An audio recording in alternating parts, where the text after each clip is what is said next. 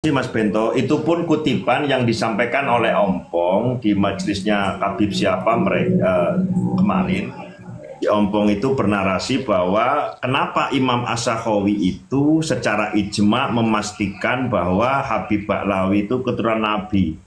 Lalu ketika kita orang yang terbiasa di polemik nasab dan beberapa fan ilmu, ketika ada orang menyebut nama orang, maka kita harus tracking, kita harus kejar siapa Imam As-Sakhawi. Terlihat rekam jejaknya, Imam As-Sakhawi itu adalah ahli hadis dan mu'arikh atau ahli tarikh. Sekali lagi, Imam As-Sakhawi adalah ahli hadis dan ahli sejarah atau ahli tarikh. Dia hidup di abad 9. Artinya ketika Imam As-Sakhawi ditautkan, dikaitkan untuk menguatkan posisi Habib Ba'lawi sebagai keturunan Nabi Muhammad SAW, kredensinya rendah. Oke, tauqifinya itu lemah. Karena apa? Konteks nasab itu berbeda dengan konteks sejarah. Konteks nasab itu beda dengan sejarah. Sementara Imam As-Sakhawi adalah sejarawan, bukan nasabah. Artinya dalam kaitan nasab, Imam As-Sakhawi tetap ngekor kepada Syekh Ali Abu Bakar As-Sakron. Sehingga apa yang disampaikan oleh si Ompong dan tadi diperjelas oleh Sultan Bengki, dia kemarin memperlihatkan PDF yang sudah sudah dibikin seperti clipping buku. Itu disampaikan kepada salah satu Habib sebagai gerbang pemula proyek dia. Itu saya yakinkan, saya mantapkan kepada halayak bahwa 120 sumber yang katanya sebagai penguat nasab Ba'lawi sebagai zuriat Nabi, saya yakin itu hoax, itu fitnah, tidak berdasar dan tidak akan mampu merungkatkan tesis daripada Kiai Haji Imaduddin Utsman Al-Bantani. Saya yakin itu. Terima kasih Pak Yai Syarif. Mungkin Yai sama dobolnya dengan Ahwal Hanif Alatos ya. Saya sudah menemukan 140 kitab. Ini kelas santri, 140 kitab. Begitu ditanya, mana abad 8? Menang baik. 7 menang. 5 4 makin nyungsep ke septic tank. Double dangcuk. Berarti tidak ada yang abad yang diterangkan Haji Imam semuanya nggak ada. Abad 4, 5, 6, 7 itu nggak ada. Semua itu berhenti di trackingannya Ali Abu Bakar As-Sakron, yakni kitab Al-Burqatul Muthikoh. Nggak ada yang lebih tua, nggak ada yang lebih tua.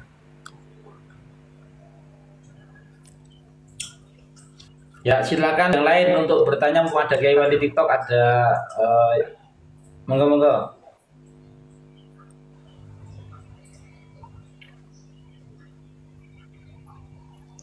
Host, saya izin turun host. Ada mana? Oh, Bang Bento. Mana? Ya, izin turun. Terima kasih semuanya. Ya Syarif. Assalamualaikum. Waalaikumsalam. Waalaikumsalam Mas Bento, terima kasih. Ya. Silakan orang biasa. Monggo. Ya, terima kasih host. Ya. Di roomnya Adam ada anggota PWI yang taslim ke Kori. Wah, apa itu? Ya. Itu yang dimaksud anggota PWI mungkin yang orang Bojonegoro. Itu kan kaitan organisasinya, nggak ada kaitannya dengan deskripsi ilmu nasab, nggak ada. Ya, kalau berbicara itu barangkali ya bisa saja, tapi kan kita nggak tahu pastinya. Dan semalam juga ada dari Muhyiddin yang juga taslim gitu loh, sama Kiai Anjas di roomnya Sungkokong. Ini perlu kita sampaikan juga bahwasanya ketika berbicara siapapun itu ya, karena ketika berbicara hidayah tentunya hidayah dari Allah. Kita semua di sini kan berusaha untuk meletakkan permasalahan ini yang kita yakini benar untuk disampaikan kebenaran itu. Memang hal ini akan lama memang, karena kalau kita berbicara dari kelan Pahlawi tentunya sampai kiamat tinggal 1 hari pun nggak akan percaya, bahkan tetap akan mempertahankan apa yang menjadi keyakinan mereka. Yang jadi masalah kan ya dari kalangan kita sendiri, khususnya para tokoh-tokoh kita ini. Dan mudah-mudahan ke depan beliau-beliau itu juga punya bersikap. Justru ini yang menjadi harapan saya, karena kalau berbicara itu kan beliau-beliau itu lebih tahu dari saya, lebih alim. Saya sih siapa, tetapi beliau itu kan seharusnya yang mencerahkan kami, khususnya barangkali kalau masalah nasab mungkin pakai dan lain sebagainya, tetapi gimana dengan ajaran-ajaran yang begitu menyimpang? Ini kan yang menjadi pertanyaan dari kita. Kenapa sampai sebegitu rupa gitu? Seakan-akan terjadi pembenaran, seakan-akan tidak tahu dengan berbagai dalih. Meskipun saya sendiri sebagai orang yang awam ya, yang awam. Ketika saya umpamanya punya menantu sebagai Habib, tentunya saya akan menyelamatkan cucu saya supaya nggak ngaku-ngaku cucu Nabi. Seharusnya demikian. Tetapi kan yang terjadi di kalangan kiai ketika entah hubungan keluarga justru cenderung diam. Ini kan gimana mau menyelamatkan umat, menyelamatkan keluarganya saya susah, nggak begitu berani menyatakan yang benar. Ini kan yang jadi pertanyaan bagi saya. Kalau saya punya menantu Habib, dengan polemik ini saya akan berdiri paling depan, menyampaikan kebenaran, bukan justru melindungi. Karena ketika berbicara cucu saya akan berlanjut ke cicit saya dan seterusnya ila yaumil qiyamah nanti. Makanya saya sering berseru dalam hal ini ya, karena memang ketika menyangkut masalah ini menyangkut masalah akidah.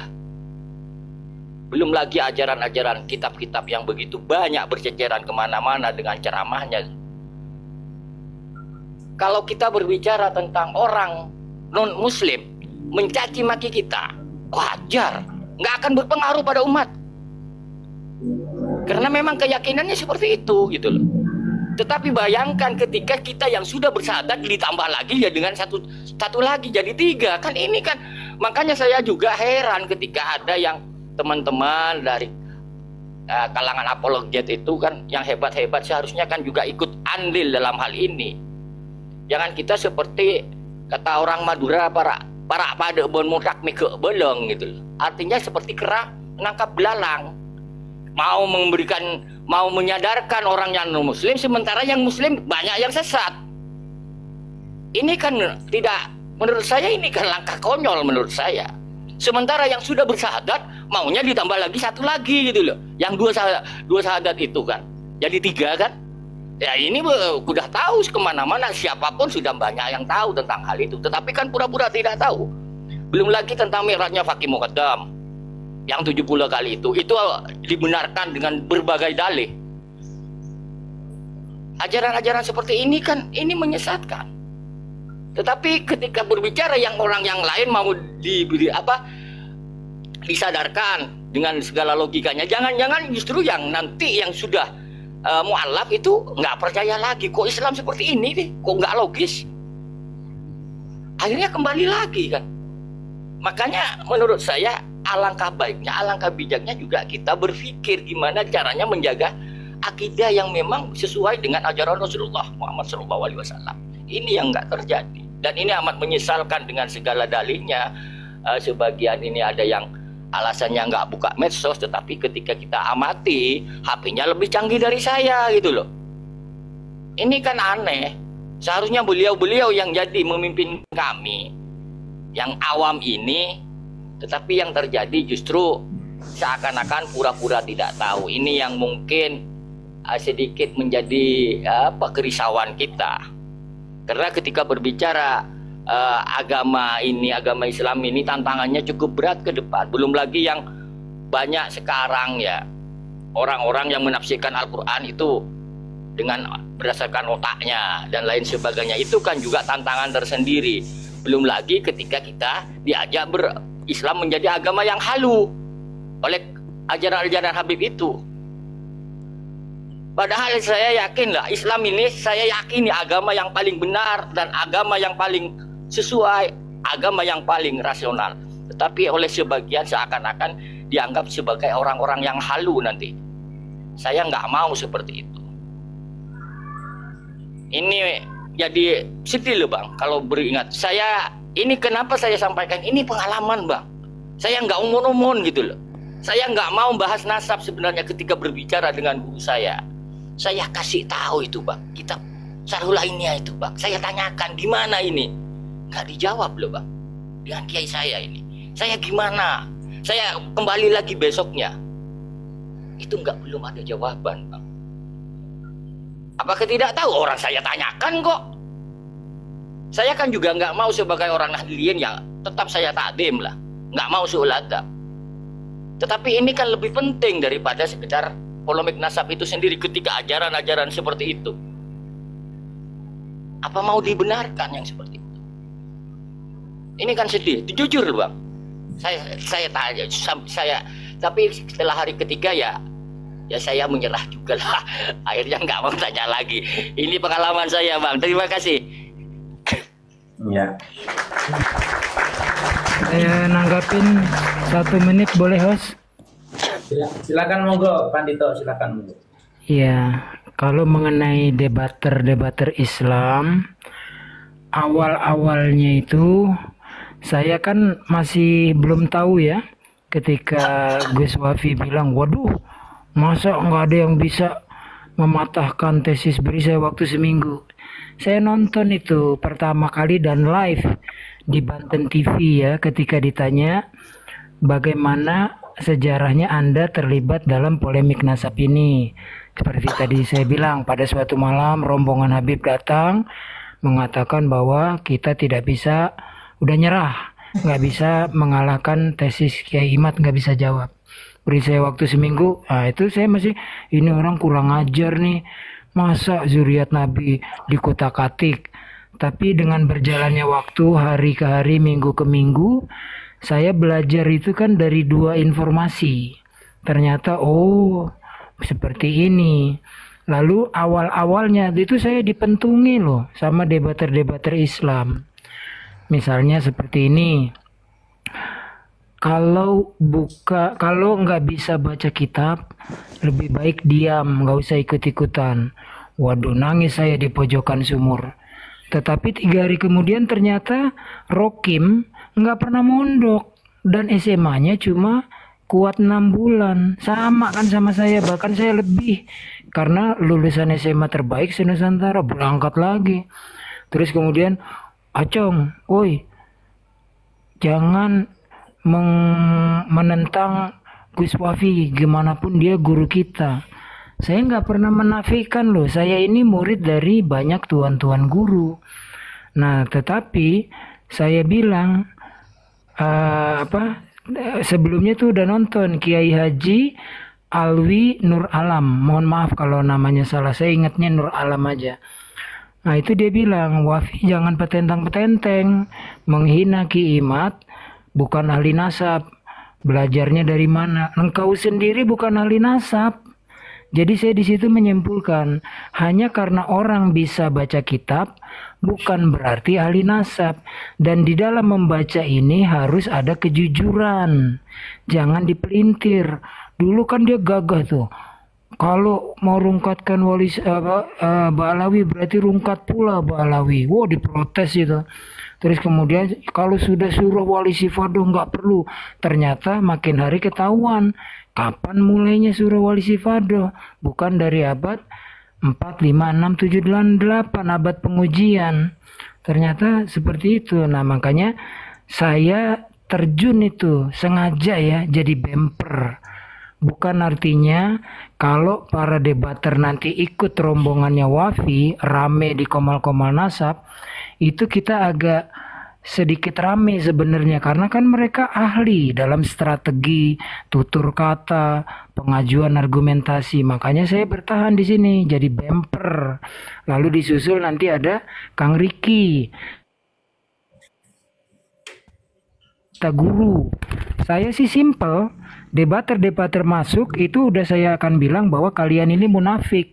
Dalam debat lintas agama, kalian selalu meminta bukti. Contohnya, ada 9 ayat dalam kitab tetangga, tidak ada di abad ke-4 Masehi. Adanya di abad ke-9 Masehi. Itu ditanyakan itu. Ini ayat 9 sampai 20 datangnya dari mana? Ketika mereka bilang, oh dari bapak-bapak gereja. Nggak bisa.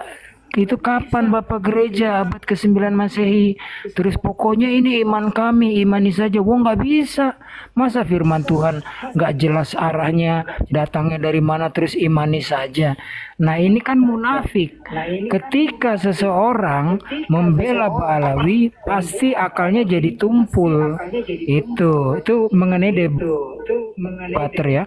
Jadi dalam perjalanannya, debater-debater yang menyerang Islam itu menyerang saya tidak lagi menyerang karena mereka sendiri sadar makin hari persoalannya bukan hanya tentang di mute dong siapa nih Bengki, persoalannya bukan hanya Ba'alawi itu tidak punya bukti untuk kita validasi dan mundurnya fatwa harus tes DNA.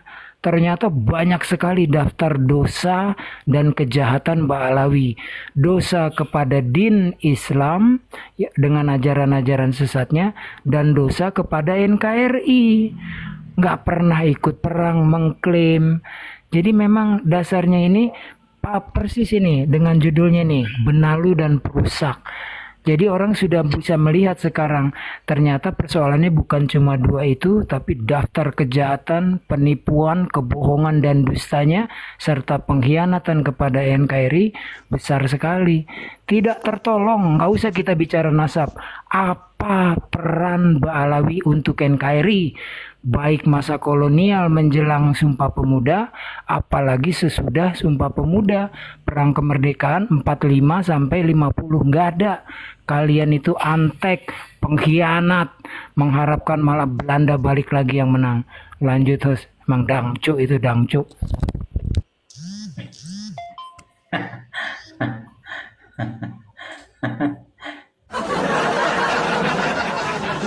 Hostnya girang sekarang, kita udah merosting Ba'alawi, nggak lagi ngerosting hostnya.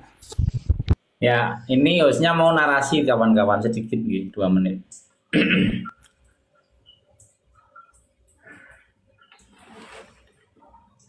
Ya, untuk kali ini jangan salahkan seorang ayah atau seorang ibu yang nanti tidak akan pernah memondokkan anaknya ke pondok pesantren yang saat ini kiainya masih menjadi muhibin, yang saat ini kiainya masih bela dan membenarkan kitab kurofatnya Ba'alawi. Jangan salahkan, itu hukuman sosial.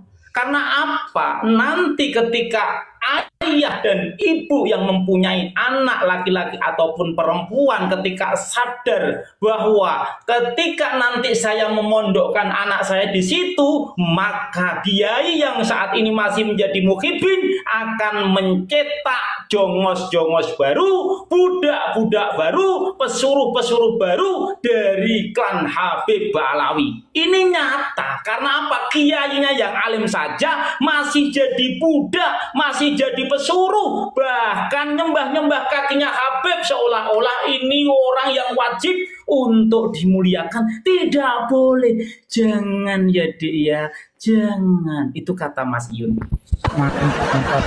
Tambahin 30 detik host. Tambahin 30 detik sebelum yang kedua.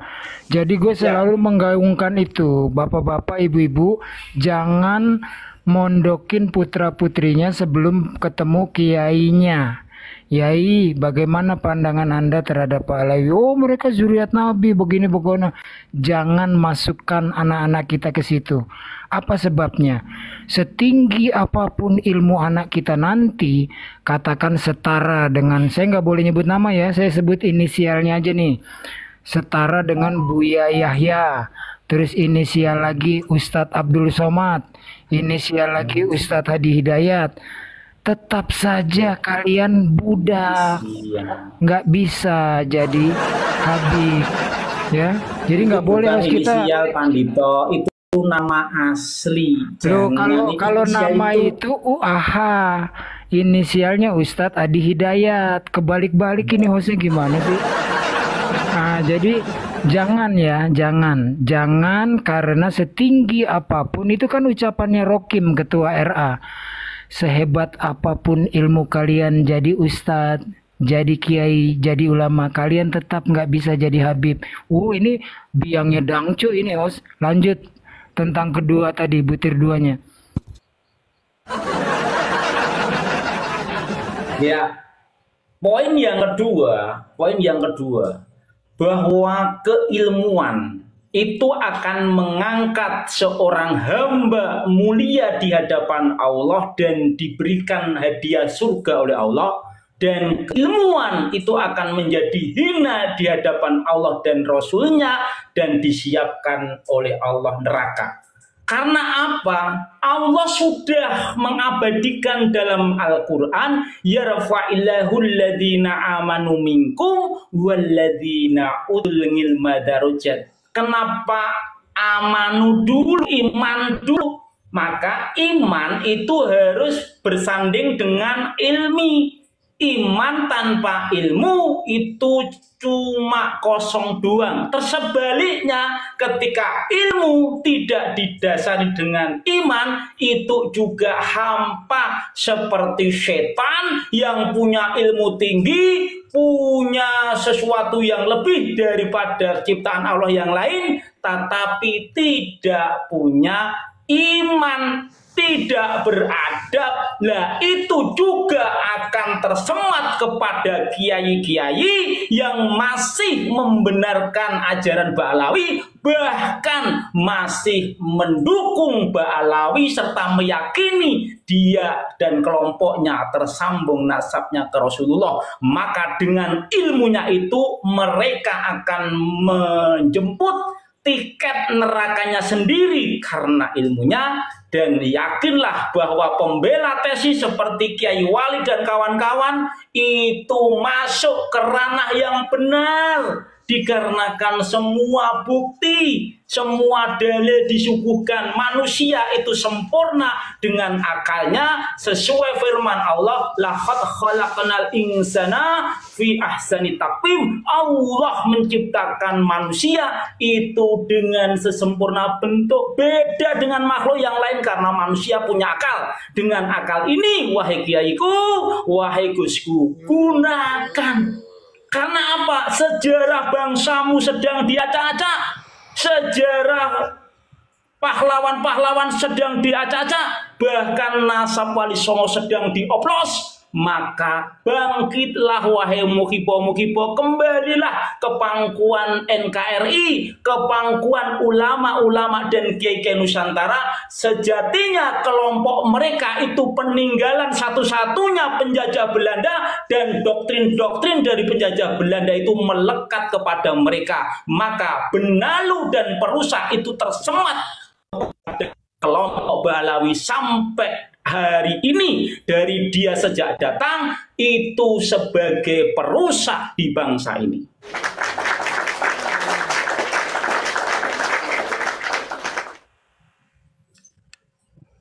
Silahkan ditambahi teman-teman. Ada Bang Salkim, ada Bani Arsyadi, Sultan Bang. Ya Allah ya Karim.